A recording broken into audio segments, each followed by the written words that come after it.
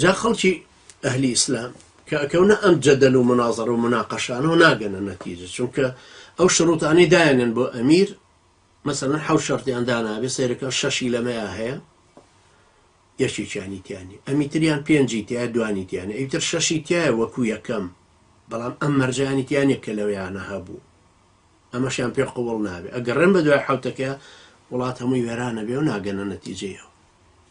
لە ئەفغانستان کابرایەکە و ناوی حەبیبوڵڵا جان بوو، دوکاندار بوو، جاوە کوردایەتێوانانی فاشل کاوە یاسنگەریان لێ کردین بە فسفس پاڵەوان، ومەتێکیان بە جەهل پەروەردە کرد لەسەر کوردایەتیەکی فشە، هەڵخەڵەتاندن و چاواشەکاری. وەڵا کاوە ئاسنگەرێک بوو، دوکانی ئاسنگەری هەبوو لە ناو مەیدانی ئاسنگەران، زوحاکیش هەبوو، حاکم بۆ دوو مارە سەرشانی بوو، هەر ڕۆژێ وایە دوو گەنج بکوژن، ئیتر مێشکی ئەم گەنجانە بدەن بە مارانە، مارەکان هێدیە بوونەوە چوونەوە ناوشانی کابرا.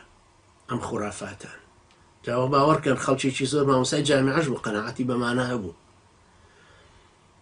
پاشان کاوە یاسنگەر کوڕەکانی ڕۆشتن و کوشران و کوڕێکی مابوو، هاتن دیسان بۆ کوڕەکەی و ڕقی هەستا و بەرکۆشەکەی کرد بە ئاڵە، بەرکۆشەوەی کە ئاسنگەرەی کاوە وەرجیەوە، بەرکۆشەکەی کرد بە ئاڵا و چەکشەکەی هەڵگرت و ڕۆژ بووە بازار و هاواری کردوتی بەسە ئیتر وەرن خەڵکی نەبا بڕۆین بۆ گیانی.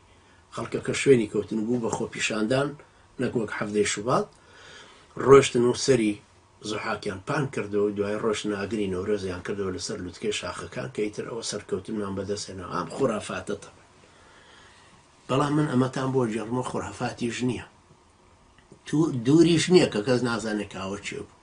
سەیرەوەیە یەکێتی هێشتا چاواشەکاریەکەی بەردەوام بوو لە نەوەتەکانیشە، لە فولکەی کاوە یاسنگەر بەڕووی توی مەلیک لەوێ سەری زوحاکی دروست کرد و بەدەستی کاوە یاسنگەر و پیکێکیش بەدەست فشە. دوایش تەڵعاً بۆی لەگەڵ حقوقی ئینسانە بگونجێ، سەربڕین ئەوانە دایان هێناوە، تەڵعاً کە ئێستا مسلمانی پێتاوانبارەکەن هەموو غەرب دای مەزلان یەکەم جار ئەڵا سەری کاوە یاسنگەریان لێ کردەوە، الحاصل سەری زوحاکەکەیان لابر لە هەیکەلەکەیە. نازانم ئێستا تەڵعاً چییە. بەهەرحاڵ حەبیبوڵڵا جان لە بازاڕە دوکاندار بوو، لە بازاڕی قەندەهار، وتیان وەڵا ئامانوڵڵا خان چووە بۆ ئەزهەر و لەوێ چاکت پانتۆڵی لێ پێ کرد، ژنەکەشی سورەیا خان شەپقەی لەسەر کرد، بوو بە کارەسات. ئەو زەمانەش ساڵی 1920ەکان باسەکەم، ساڵی 29. وتیان وەڵاوای کردووە و قەومەکەش ڕاپەڕین، وتیان کافر بووەتەوە لە قەومی ئێمە دەرچووە، نابێ بێتەوە بۆ ئێرە، زەعیمی ئێمە نەماوە، مەلیکی ئێمە نەماوە. کابرای لە بازاڕە حەبیبوڵڵا جان لە دوکان دەرپەڕی، وتی کاکە نابێ ئەمە قبوڵکەین و فەرموەر مزاهرە بکەین و با بڕۆین. هێزیان پێکەوەنا لەکوێ؟ لە قەندەهار. قەندەهار لە باشووری ڕۆژ ئاوای ئەفغانستانە، دوورە لە کابولەوە. وەڵا ڕۆشتن بەرەو کابول و لەوێ بوو بە مزاهرەیەکی گەورەتر و نانهێژ مەوکیبەکەشی بێت.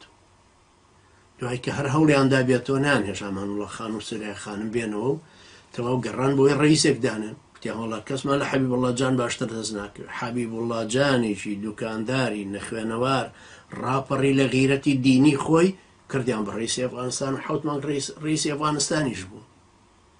کەوابوو ئەم قەومەی ئێمەش کاتێک کە ئەگەڕێن نوقاتیل فی سەبیلیللا ئادەی مەلیکێکمان بۆ دانێن، هەر ئێستا تەسەور کە لەو سلێمانیە، لەو هەولێرە، لەو کەلارە، لەو گەرمیانە، لەو کوردستان لە باشوور، دخوا من 5,000 کەسە ناسم کە شیاوی ئەوەیە بیکەی بە فەرماندا. هیچ کەسێ نییە کامڵی ئەم ئیشە بێ. داعیەکی لێ هاتووە، پیاوێکی بە تەقوایە، پیاوێکی خاوەن عیبادەتە، خاوەن عیلمی شەرعیە، خاوەن جوامێریە، خاوەن ئازایەتیە، خاوەن توانای ئیداری. ئەمە ئەکەین و دەستەیەک شورا لەگەڵیە بێ. کەس نییە ئەو نەزەریە ڕەجول العەظیم ئەوروپاش پێی قەناعەتی هەبوو نەما.